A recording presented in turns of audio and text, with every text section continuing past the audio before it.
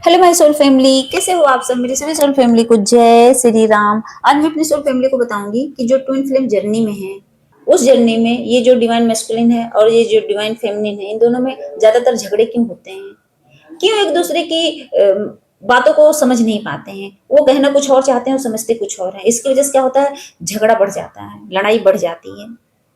एक दूसरे को ब्लॉक कर देंगे, एक दूसरे को उल्टा बोल देंगे और इससे क्या होता है, सेपरेशन हो जाता है। मतलब ना चाहते हुए भी वो दोनों एक दूसरे से अलग हो जाते हैं।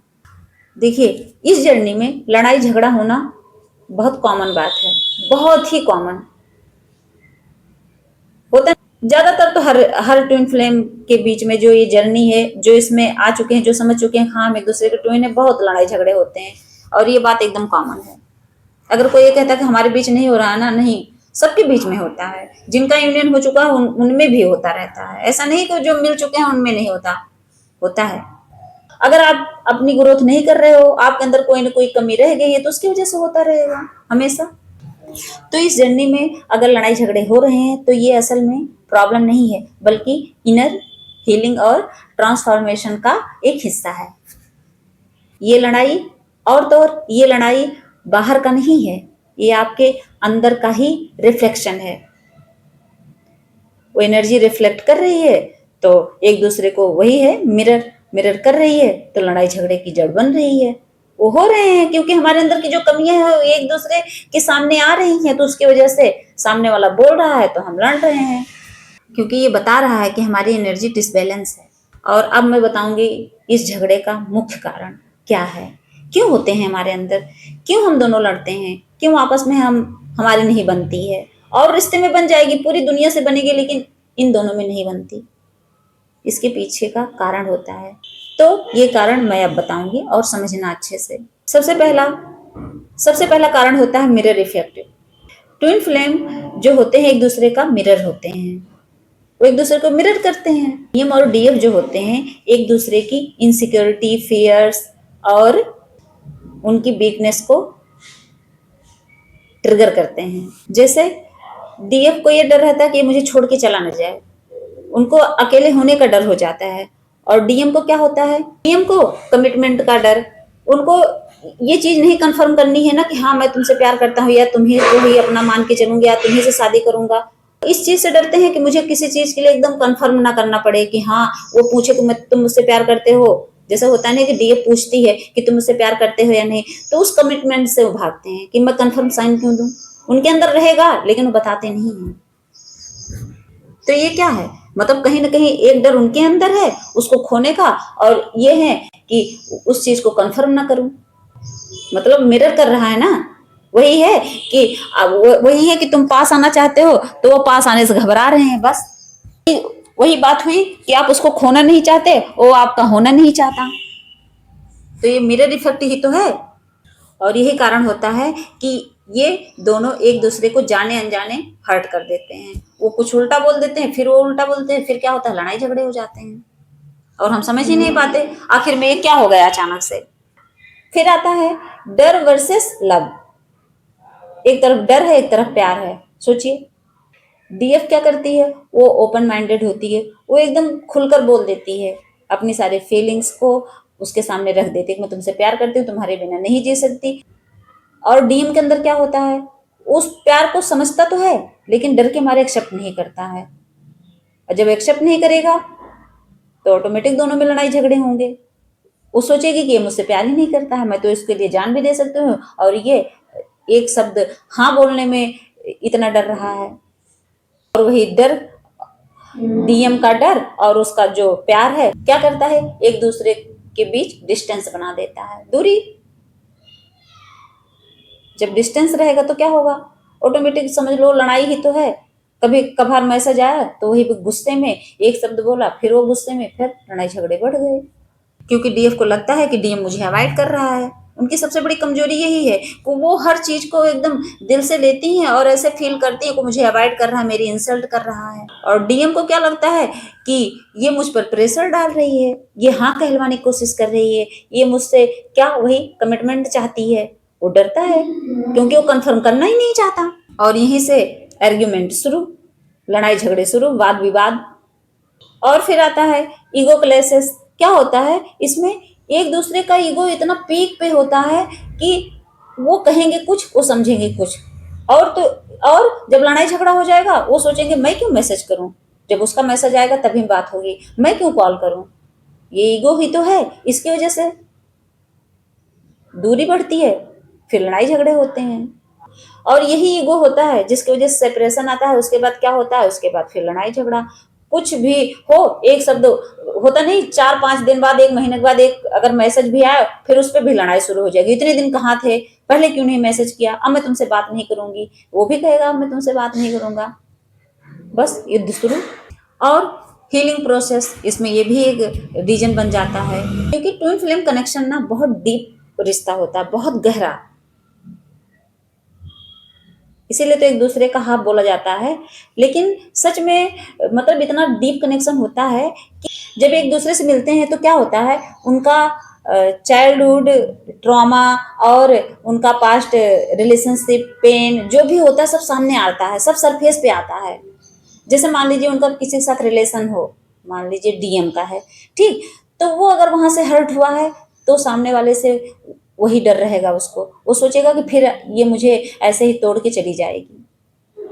और मान लीजिए फेमिनिन है तो उसके अंदर का जो बचपन का वो जो ट्रॉमा होता है वो चीजें सरफेस पे आती हैं, तो उसको भी यही लगता है कि जैसे सबने मुझे हर्ट किया है भी मुझे हर्ट कर देगा। तो वो जाने अनजाने वो सरफेस पे आता है। अब उसको क्या करना है, हील करने की जरूरत है, इसीलिए वो सामने आया है। क्योंकि वो आया है हील करने के लिए। अगर वो प्रॉब्लम क्रिएट हुई है, सरफेस पे आया है, तो क्या करना है, हमें हील करना है। और हम उसको हील करने के बजाय क्या करते हैं, आपस में लड़ते रहते हैं कि तुमने मुझे हर्ट कर दिया, तुम भी पहले की तरह झूठे हो, जैसे उसने मुझे हर्ट किया था तुम भी मुझे ऐसे ही हर्ट कर रहे हो। वही होता है, एक दूसरे को ब्लेम करते रहते हैं, समझ नहीं पाते इस जर्नी को। क्योंकि जो ये पास्ट ट्रॉमा होता है हमारा चाइल्डहुड, तो उसको हील करने में बड़ा टाइम लगता है, बहुत पेनफुल होता है। और जब पेनफुल होता है तो कहीं ना कहीं हमें तकलीफ देता है, टेंशन देगा, ओवर थिंकर बनाएगा। तो उससे क्या होता है, हम सामने वाले को भी ब्लेम करते हैं। ब्लेम करेंगे तो लड़ाई झगड़े होंगे, फाइट तो होनी है। और फिर आता है रनर चेजर। क्या होता है इसमें, एक रन करता है दूसरा चेज करता है, मतलब एक रनर बनता है दूसरा चेजर बनता है। और ज्यादातर क्या, डिवाइन मैस्कुलिन रनर बनते हैं और डिवाइन फेमिनिन चेजर। ये भी तो एक कारण है। और ये कॉमन पैटर्न है, ये तो आता ही आता है हर ट्विन फ्लेम जर्नी में जो भी हैं। तो ये तो सिचुएशन आती है। आपका जो डिवाइन मैस्कुलिन है वो भागता है, वो कभी आपको एक्सेप्ट नहीं करता। और उसके पीछे का रीजन भी होता है, आप खुद समझो। होता है कभी एज को ले गए, कभी इंसान खुद कार्मिक में फंसा हुआ है, उसको देख के वो भागता है कि इसका तो ऑलरेडी अपना कार्मिक पार्टनर है, मैं क्यों आऊं।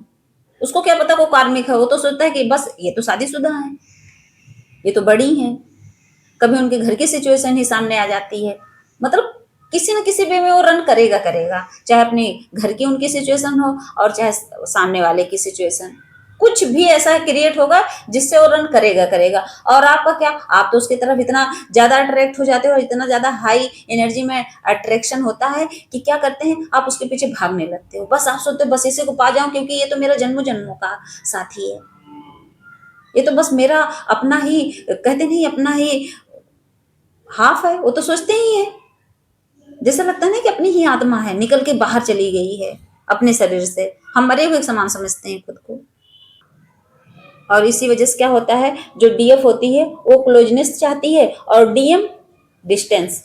वो सोचता है मैं जितना पास आऊं, डीएफ सोचती है कि मैं इसके खूब पास रहूं, हमेशा परमानेंट इसके साथ रहूं। और डीएम सोचता है कि नहीं, मुझे थोड़ा डिस्टेंस बना के चलना है, वो थोड़ा दूरी बनाना चाहता है।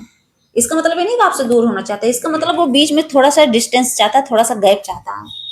और यही वजह होती है आपकी लड़ाई की, आप ना चाहते हुए भी एक दूसरे से लड़ने लगते हो। फिर आता है एनर्जी इम्बैलेंस। आपकी एनर्जी जो है जब बैलेंस नहीं होगी तब भी लड़ाई झगड़े होंगे। क्योंकि इस जर्नी में क्या होता है, डिवाइन फेमिनिन ज्यादा स्पिरिचुअल होती है, क्योंकि उसकी ग्रोथ तो पहले होती है। एक की क्या होती है, हाई स्पीड में उसकी ग्रोथ होती है, किसकी, फेमिनिन की। और मेस्कुलिन की क्या, वो आपके पीछे पीछे ही तो समझ लो उसकी ग्रोथ होती है। अब आप जब इतना ज्यादा ग्रोथ कर चुके हो, आगे निकल चुके हो, तो आपकी समझ तो ज्यादा होगी आपके अंदर। तो क्या होगा, आपके अंदर ज्यादा समझ होगी और सामने वाले के अंदर उतनी समझ नहीं होगी। और इस बात को ज्यादातर लोग नहीं समझते हैं, जो डिवाइन फेमिनिन है नहीं समझ पाती हैं। वो ये नहीं समझ पाती हैं कि पहले आपकी ग्रोथ होगी तब उसकी होगी, और वो सोचते हैं कि ये मेरे जैसा क्यों नहीं सोच रहा है, जब मैं इसको प्यार करने हूँ ये क्यों नहीं कर रहा है। अब ये सब चीजें क्या होती हैं, आपके अंदर गुस्सा दिलाती हैं, गुस्सा, और फिर क्या करते हो, आप उससे लड़ते हो। क्योंकि ये तो होता है, आपकी समझ में और उसकी समझ में अंतर है, ये चीज समझनी पड़ेगी। बहुत गैप होता है समझ में, और जब समझ में गैप होगा और एक दूसरे की उम्मीदों पर खरा नहीं उतरेंगे, मान लीजिए आपकी उम्मीदें हैं कि ये मुझे समझे अच्छे से, वो नहीं समझ पाता, कैसे समझेगा, आपके विचार मैच नहीं करते हैं, तो वहां क्या होता है, लड़ाई झगड़े होते हैं। आप सोचते हो, जो डिवाइन फेमिनिन होती है वो सोचती है मैं इतना अच्छे से अवेकन होके इसको समझा रही हूँ, क्यों नहीं समझ रहा है, क्यों समझेगा, सोचिए, नहीं समझेगा वो। आप उसको सोचते हो कि मैं उसको फोर्सली जो है प्रेशर डाल के उसको फोर्स करके आप सोचते हो कि उसको अपनी तरफ खींच लूं, कभी नहीं खींच पाओगे। और इसी वजह से क्या होता है, लड़ाई झगड़े होते हैं। इसलिए क्या करना है, पेशेंस बना के रखना है, वेट करना है आपको। एक बात हमेशा याद रखना, ये जो लड़ाई होती है ना, ये इसलिए नहीं होती है कि आपका कनेक्शन गलत है या फेक है, नहीं, ये लड़ाई होती ही है एक दूसरे की ग्रोथ करने के लिए, अपनी ग्रोथ करने के लिए, खुद की ग्रोथ करने के लिए। जितने लड़ाई झगड़े होंगे, जितना दूरियां बढ़ेंगी, क्या होगा, फिर आप अपने आप पर काम करोगे, फिर आप रोओगे, धोओगे, टूटोगे, बिखरोगे, फिर कहीं ना कहीं जाने अनजाने आप भगवान की तरफ मुड़ोगे।